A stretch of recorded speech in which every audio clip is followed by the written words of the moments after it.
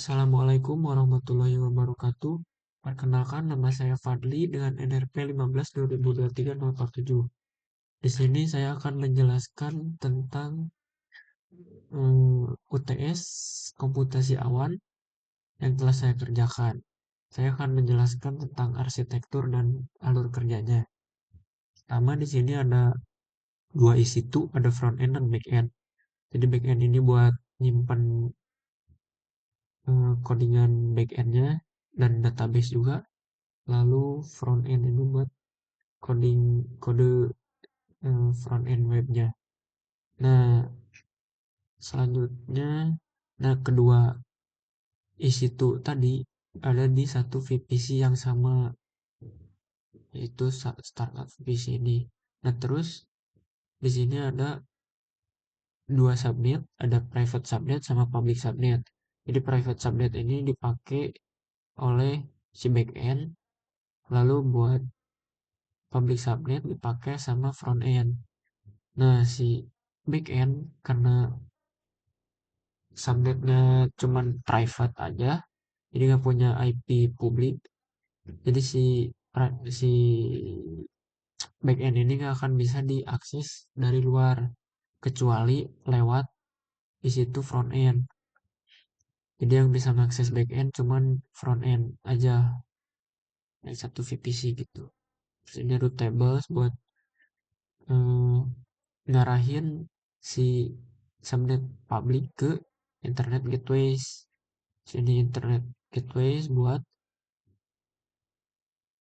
ngakses ke internet gitu. Jadi si subnet public itu nanti bisa ngakses internet. Selanjutnya ini buat database-nya. Database ini sama ya, ada di VPC yang sama, di startup VPC. Terus eh, akses publiknya di no. Jadi cuman bisa diakses sama VPC yang sama. Bahkan karena di sini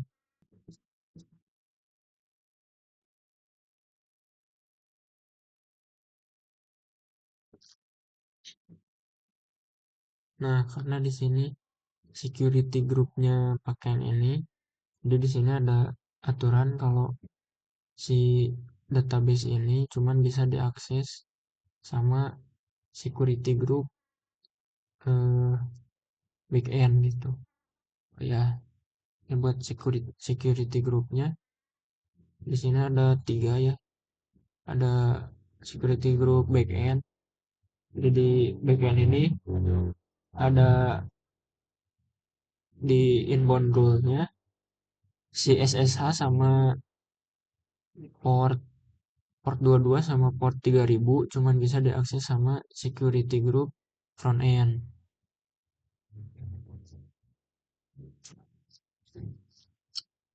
Selanjutnya buat yang front end, dia ini bisa diakses SSH sama inbound rule, SSH sama HTTP bisa diakses dari mana saja. Terus ini buat bucket. Jadi bucket ini buat nyimpan file-file gambar produk. Terus ini CloudFront. Nah, CDN ini berfungsi jadi ketika kita ngakses si gambarnya nggak akan langsung ngakses S3-nya, tapi ngakses CDN-nya. Selanjutnya buat buat kodenya. Langsung aja ke alur kerjanya aja ya. Jadi nanti tuh si waktu kita ngakses webnya, front end ini bakalan hit API ini, API slash produk ke sini. Dan nanti diarahin ke root produk JS. Nah, nanti bakalan ngejalanin ini gitu. Bakalan ngambil data dari database products. Kayak ini buat database-nya. ada nama, price sama image si produk. Nah, nama ini harus sama dengan nama yang ada di bucket. Terus terus ini buat koneksi database-nya sama, nah ini buat ngakses si CDN-nya. Jadi ini, nah URL ini misal kita tambahin sama nama ini, paracetamol misal.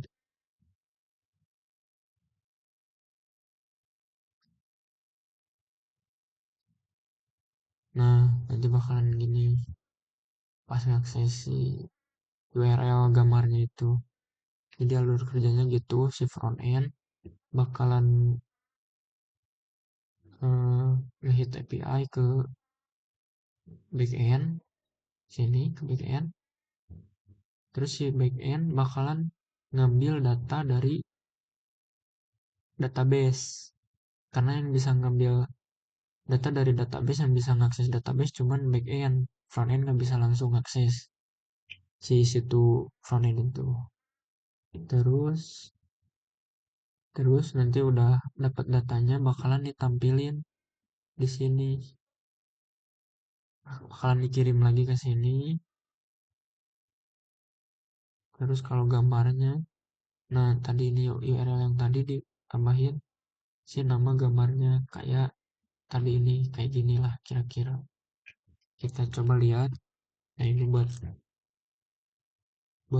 webnya ya. Terus ini buat CI/CD. Jadi ketika kita ngelakuin perubahan kodenya di VS Code ini, waktu kita push ke Git, nanti bakalan otomatis kerubah di sininya. Kita coba ya. Misal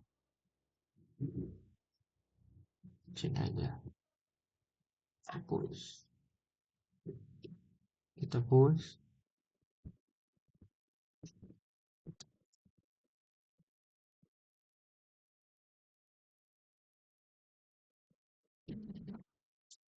Nah,